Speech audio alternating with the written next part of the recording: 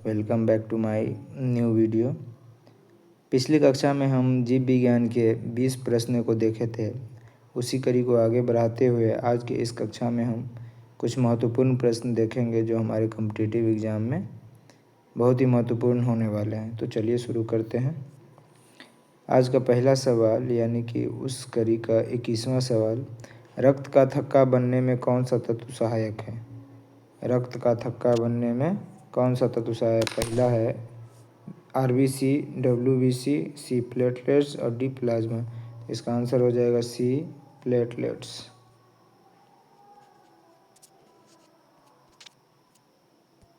Question number 22 की तरफ आगे बढ़ते हैं। प्रकाश संश्लेषण के लिए आवश्यक गैस है। तो पहला गैस है oxygen, B nitrogen, C carbon dioxide, D hydrogen. Oxygen तो इसके फलस्वरूप बनता है, इसीलिए इसका आंसर हो जाएगा सी CO2 carbon dioxide. Question number 23 की तरफ आगे बढ़ते। जीन शब्द का प्रतिपादन किसने किया था? जीन शब्द था वो किसने दिया था? हमारा ऑप्शन है ए मेंडल, बी जोहानसन, सी डार्विन, डी मॉर्गन। तो इसका आंसर क्या हो जाएगा? B Johansson. क्वेश्चन नंबर 24 की तरफ आगे बढ़ते हैं। हरित लवक क्लोरोफिल में कौन सा धातु तत्व पाया जाता है? हरित लवक क्लोरोफिल में कौन सा धातु तत्व पाया जाता है? तो इसका ऑप्शन है A iron, B magnesium, C copper, D zinc. तो हमारा ऑप्शन आंसर क्या हो जाएगा? B magnesium. क्वेश्चन नंबर 25 की तरफ आगे बढ़ते हैं। इंसुलिन हार्मोन का स्राव किस ग्रंथि से होता है? इंसुलिन हार्मोन का स्राव किस ग्रंथि से होता है? हमारा ऑप्शन है ए थायराइड ग्रंथि, बी अग्नाशय से, सी पिट्यूटरी से और डी एड्रिनल ग्रंथि से। हमारा आंसर क्या हो जाएगा? बी अग्नाशय से।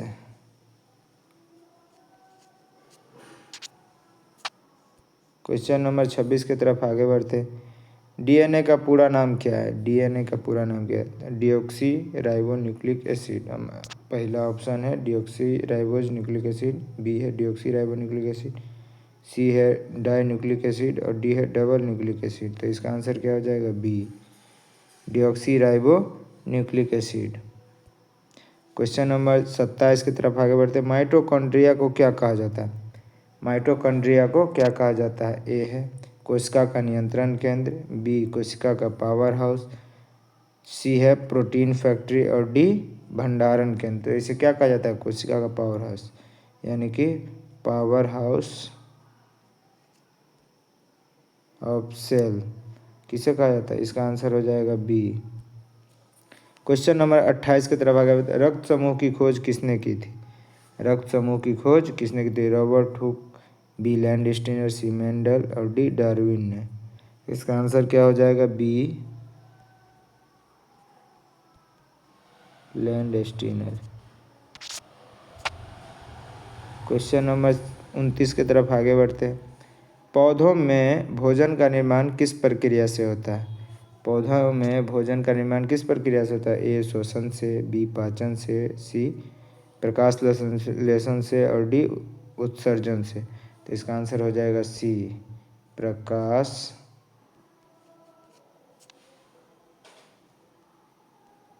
संश्लेषण से। मानव मस्तिष्क का सबसे बड़ा भाग क्या है? मानव का मस्तिष्क जो उसका सबसे बड़ा भाग क्या है? ए है सेरिब्रम, बी सेरिबेलम, सी मेडुला और डी पोन्स। तो इसका आंसर हो जाएगा ए सेरिब्रम। क्वेश्चन नंबर 31 की तरफ। एंटीबॉडी का निर्माण किस प्रकार की कोशिकाएं करती हैं? हमारा ऑप्शन है आरबीसी, टी लिम्फोसाइट, सी है बी लिम्फोसाइट और डी है न्यूरॉन। डी क्या है? न्यूरॉन। तो हमारा आंसर हो जाएगा सी बी लिम्फोसाइट।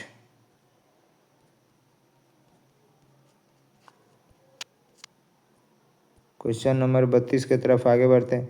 पौधों में गैसों का आदान प्रदान किसके द्वारा होता है? पौधों में गैसों का आदान प्रदान किसके द्वारा होता है? जाइलम के द्वारा या फ्लोएम के द्वारा, सी रंध्र के द्वारा और डी क्लोरोप्लास्ट के द्वारा। तो हमारा आंसर क्या हो जाएगा? सी रंध्र के द्वारा। किसके द्वारा? रंध्र द्वारा।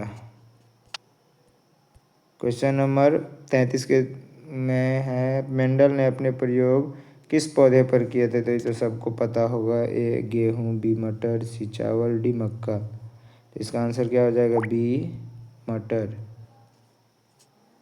क्वेश्चन नंबर 34 की तरफ आगे बढ़ते हैं। शरीर में ऑक्सीजन का परिवहन किसके द्वारा होता है? शरीर में ऑक्सीजन का परिवहन किसके द्वारा? ए प्लाज्मा के द्वारा, बी हीमोग्लोबिन के द्वारा, सी प्लेटलेट्स के द्वारा और डी डब्ल्यूपीसी के द्वारा। तो इसका आंसर हो जाएगा बी हेमोग्लोबिन के द्वारा। क्वेश्चन नंबर 35, मानव हृदय की धड़कन को नियंत्रित करता है? मानव हृदय की धड़कन को नियंत्रित करता है। A cerebrum, B medulla, C cerebellum और डी पिट्यूटरी। इसका आंसर हो जाएगा बी मेडुला ऑब्लंगेटा।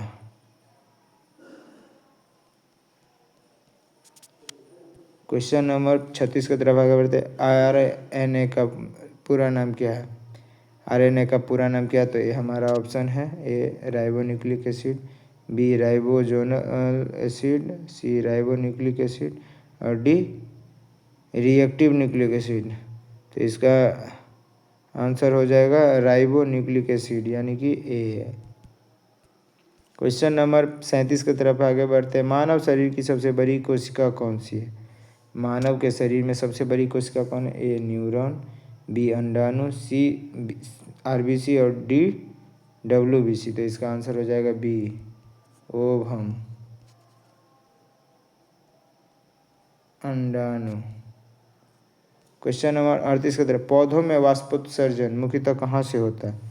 पौधों में वाष्पोत्सर्जन यानी कि श्वसन कहाँ से होता है लगभग? तो ए जड़ से, बी तना से, सी रंध्र से और डी फूल से। इसका आंसर हो जाएगा सी रंध्र से या एस्टोमाटा से। क्वेश्चन नंबर 39 है, जीवों की उत्पत्ति का सिद्धांत थ्योरी ऑफ इवोल्यूशन किसने दिया था? हमारा ऑप्शन है Lamarck, B Mendel, C Charles Darwin और डी वाटसन ने। तो इसका आंसर हो जाएगा सी चार्ल्स डार्विन ने। क्वेश्चन नंबर 40, मनुष्य में सामान्य रक्तचाप लगभग कितना होता है? मनुष्य में सामान्य रक्तचाप लगभग कितना होता है? ए 80/120, बी 120/80, सी 140/90 और डी 100/60 mmHg। तो इसका आंसर हो जाएगा बी 120/80। क्वेश्चन नंबर 41 है, कोशिका का नियंत्रण केंद्र किसे कहा जाता है? कोशिका का नियंत्रण केंद्र किसे कहा जाता है? तो इसका आंसर हो जाएगा, ऑप्शन है हमारा ए माइटोकॉन्ड्रिया, बी राइबोसोम, सी नाभिक और डी साइटोप्लाज्म। तो इसका आंसर क्या हो जाएगा? सी नाभिक।